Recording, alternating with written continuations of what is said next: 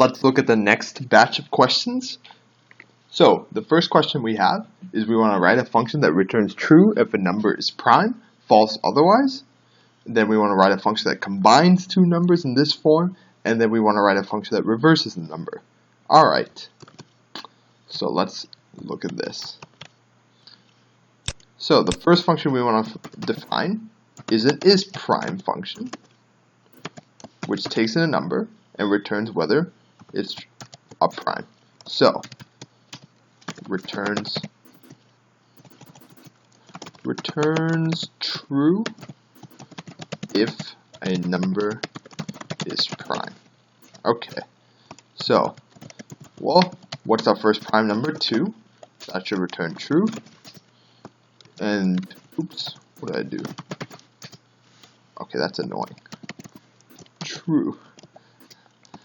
Alright, isPrime of 3 should also return true. isPrime of 97 should return true. isPrime of 24 should return false. Hold on, I forgot these. My bad. And then our last test I'm going to write is isPrime of 169. This is 13 squared. It should be false. Okay, so let's think about how we would write this function. So, okay, so what we have to start with the definition of a prime number. What does it mean to be prime? A prime number means that it is divisible. So, divisible by only 1 and n. Okay? So, what I'm going to do is basically, if I'm going to take the contrapositive of this basically, if the number is divisible by something between 1 and n, then I know that it's not prime. Okay? So here's my logic.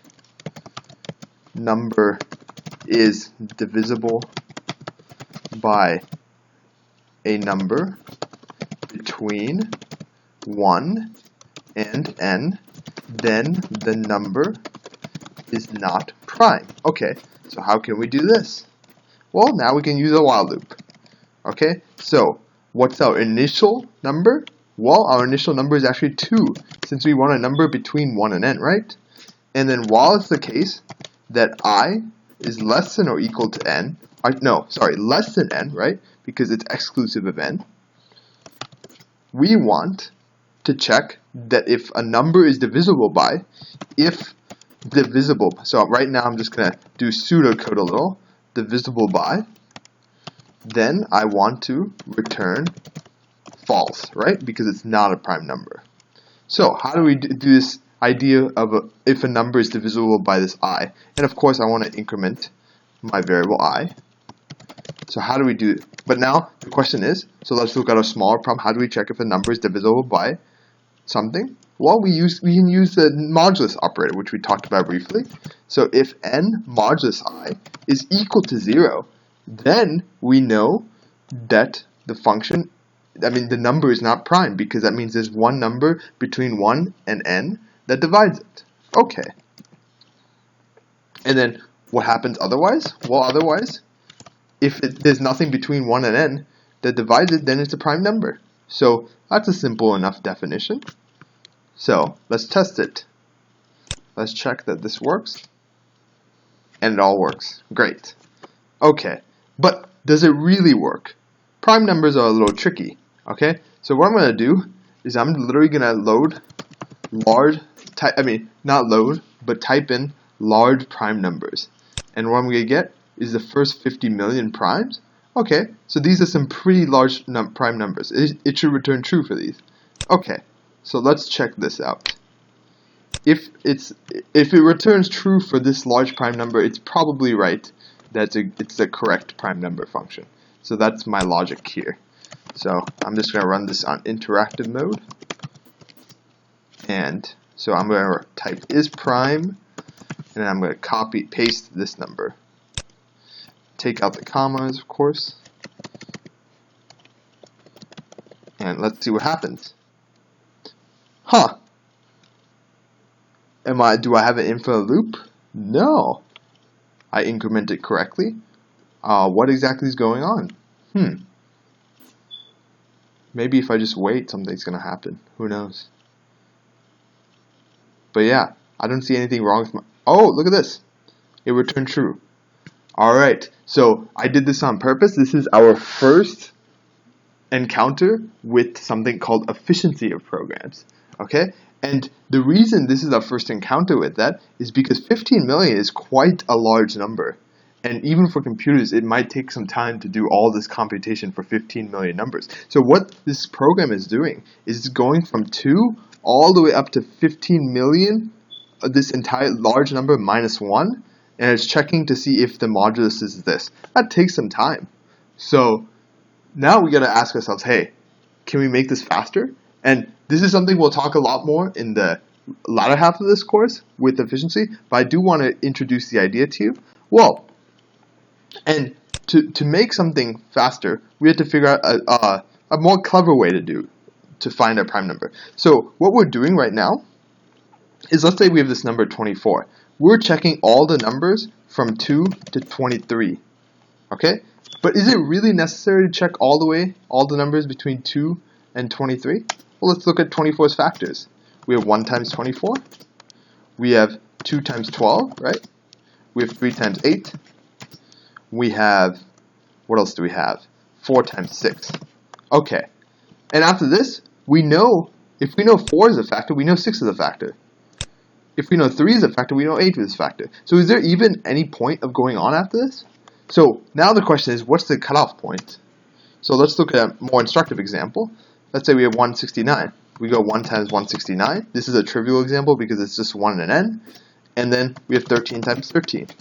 But once we get to 13, we know that's it, right? We don't really have to go from 2 to 168. We can just go from 2 to 13, right?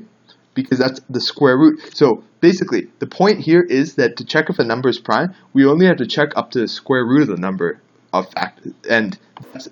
And then because of factor pairs, everything else will work out. So how do we write this logic in? I can do I is less than square root of n, but a more intuitive way to do it is actually I times I is less than n. And does it have to be less than or less than or equal to? Let's think about this. Well, in this case, I still have to check that 13 is a factor, or else 169 is going to return false. So I times I has to be less than or equal to n. Okay? And there is a slight modification to this program. And let's make sure our preliminary test passed still. And they still pass. Okay, so now let's look at this interactive version with this large prime number. And let's see how fast it runs. It runs immediately. So, and why does it run immediately? Well, the square root of this 15 million number is about 4,000. Okay, and previously it was checking numbers from 2 to 15 million. Now it's only checking numbers from 2 to about 4,000. That's a lot less computation, and that's why this is much faster. So again, efficiency is something we'll quantify a lot more later in the course, and I just wanted to introduce you to the idea, get you guys thinking about it, because it is a very important concept. Alright, what's our next function? Well, we have a function called combine, left and right, and what we're going to do is, what this does is it combines the digits on the left number with the digits on the right number. Awesome. And so let's write some doc tests. So combine 1, 2, 3 with 4, 5, 6 is going to equal 1, 2, 3, 4, 5, 6. Combine with 120 and let's do 112 and combine 112 and 20. We're going to get 1, 1, 1, 2, 20, and then combine 10 with, let's see, it's another good number, 3. We get 103. Okay, so how do we write this function? So now here it's important to really think about what the pattern is. What's the relationship between this numerically, these two numbers numerically and this number, these two numbers numerically and this number, these two numbers numerically and this number. So it's, of course, yes, they're just basically concatenated, quote unquote, but we want to find a numerical representation of this concatenation. So now the key idea here is to realize that 1, 2, 3, 4, 5, 6 is just really 1, 2, 3 times 1,000, right? Plus 456. Now, taking on this idea further, 11,220 is just 112 times 1,000, plus 20. No, sorry, times 100. I was right the first time. Plus 20. Okay? Now, let's continue this with the last one. 103 is equal to 10 times 10 plus 3. So, notice we have an interesting pattern here. We always have the left number times something plus the right number. Okay, so now we can utilize this. But before we solve this problem overall, let's look at a subproblem. So it's important to identify smaller problems and solve them first, because you want to focus on one thing at a time generally when you're approaching these types of problems. If you focus on everything at once, yes, you could do it, but you might get lost. And generally the way I like to approach these problems is solve one problem at a time, start with the smallest problem I have, and then build up and then find the entire solution. So we have 10 times some factor plus so we have a left number times some factor plus the right number. Okay, so how can we find this factor? That's the important question right now. Well, what you notice is that the factor is 10 to the power of something, always. Okay? Now 10 to the power of what? Well, in this case, it's 10 to the power of 3. And what is 3 in relation to these numbers? Well, 3 is the number of digits on the right number. 2 is the number of digits. So here it's 10 to the power of 2. 2 is the number of digits on the right number. 10 to the power of 1, number of digits on the right number. So here we have a pattern, and we can exploit this when we code. So I'm going to define some factor, and I'm going to initially set it to 1.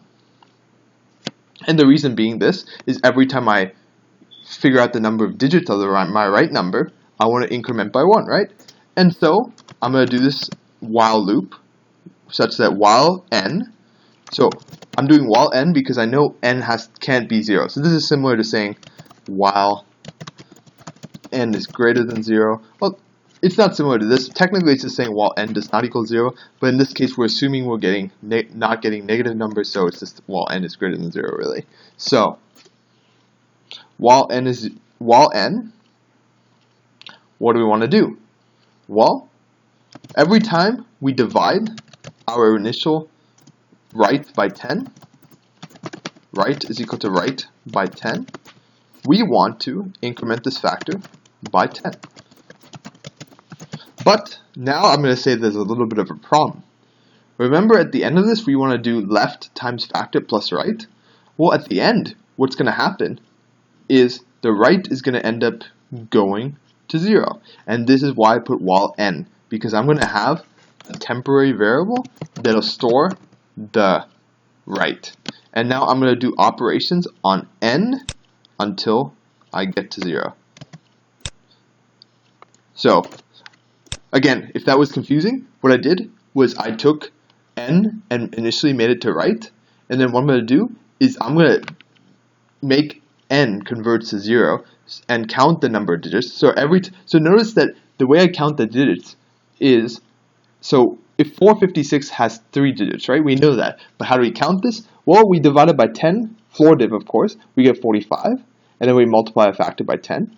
So that's one time. And then we divide by 10 again to get 4. We divide by 10 again to get 0. And after we do that, we realize we've done this 3 times, and our factor is now 10 to the power of 3. So that's how we get our factor. And then what do we do at the end? Well, we do exactly what we saw. So we noticed there was left times the factor plus right. Well, left times the factor plus right. And there we go. So let's make sure this works. Python-m doctest, and it works. Alright, so that's our combine function. Alright, next we're going to do the reverse function. And the reverse function is probably the most challenging of all the functions that we've gone through so far. So basically what this takes is it takes a number and reverses the number. And let's do some doc tests. Reverse of 1, 2, 3 is equal to 3, 2, 1. Reverse of 34 is 43.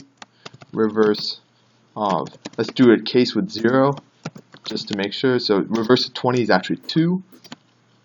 Reverse, and then let's do a large number just to make sure. 2, 3, 4, 5, 6 should be 6, 5, 4, 3, 2. Alright, so how do we approach this problem? Again, at the end of the day, it's about finding a pattern between the input that we have and the output. Okay? So, and the important thing, we know it's the reverse, but when we're working with computer programs, what we want to deal with is actual numbers and operations with numbers. So we want to figure out how is 1, 2, 3 related to 3, 2, 1 in terms of operations. So let's think about that. So 3, 2, 1 is actually, if we take 1, 2, 3, it's the last digit times 100 plus the second to last digit times 10 plus the first digit of the original number times 1. Alright, let's do this with 34. In this case, it's going to be 43 is equal to 43 is the reverse of 34, and we get so basically it's the last digit of 34 times 10 plus 3 times the first digit. So 3 is the first digit of 34 times 1. And so that's basically how this works.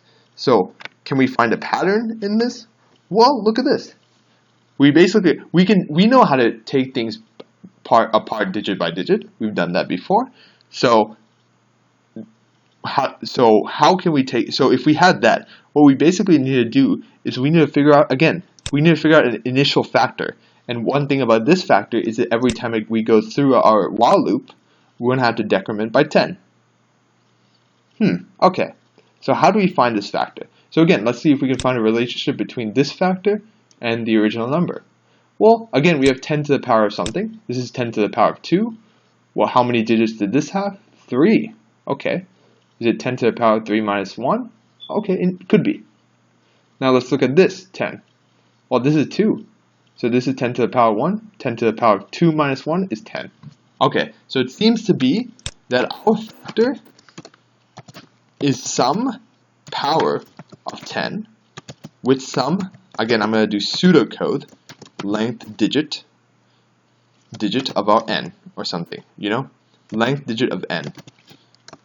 Okay, so, and then this thing, minus 1. So that's our factor. Alright, so how do we figure out the length of the digit of a number? Well, in this case, I'm actually going to define a helper function that does this. And again, this is the whole idea. I want something that does this so I can abstract it away in another function. So I'm going to take a number, and I'm just basically going to get the length of a digit. So let's compute the number of digits in n, and let's do some doc tests. As always, I'm always going to do doc tests whenever I define a new function. So this is a good habit to get into. Length of a digit of, let's take 1, 2, 3, 4, 5, 6. We get 6.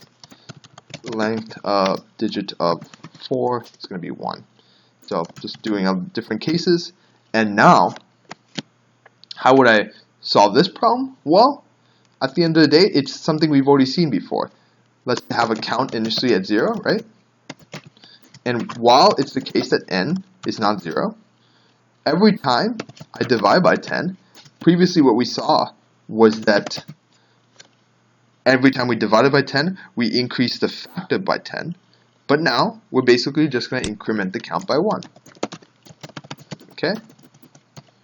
So, and then at the end, we're going to return the count. So this is a fairly simple function. So now, in order to test this, I don't want to run these doc tests because I know they're going to fail. So I'm going to comment them out. And a really handy way to comment out a large portion of text is just doing Control/ or Command/ on Macs. So let's now run the doc test on everything of this. And it all works. Great. So now, the great thing about having a function is now I can basically replace the pseudocode with the function call. So I'm going to call length of digit on my n and then subtract 1. And that should give me my factor. And now once I have my factor, I basically pull out the last digit as I go through the number. And so how I'm going to do that is, while it's the case that n is not 0 as always, what we're going to do is first we're going to pull out the last digit. So how do I get the last digit? Well, the last digit is n modulus 10. We've seen this before. And then what am I going to do? I'm going to make my original n divide by 10 because I want to converge it to 0.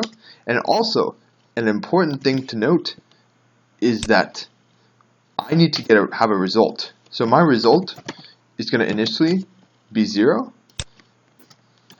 because I'm going to be adding stuff to it. And when I add stuff to something, I would like my initial case to be 0. And what I'm going to do is I'm going to take, so what do? We take this last digit and we always multiply it by the factor, and then we add it to whatever we had before. So let's just straight up do that. So result times, so it's going to be, last times the factor, right, plus the result. And the result is initially going to be 0. So let's just walk through this, make sure this makes sense. So when we do this, our first iteration through, we're going to get 300. And then in our second iteration through, what's going to happen is we're going to get the new last digit when we divide by 10. Oh, also we need to make sure we have a factor divide by 10 because every time the factor is going to change. And so then our new factor is 10, and we're going to get 2 from this 2, and then we're going to multiply that, and we're going to add it to the previous result, and we're going to get our new result. And at the very end, when this is all done, we're going to return the result. So again, this is quite challenging because we have to deal with a lot of moving parts. But again, if you deal with one problem at a time, it's not too bad. So let's just test this, and it works. All right. So yeah, this is an overview of these questions, and the next thing we're going to do is a pretty challenging question.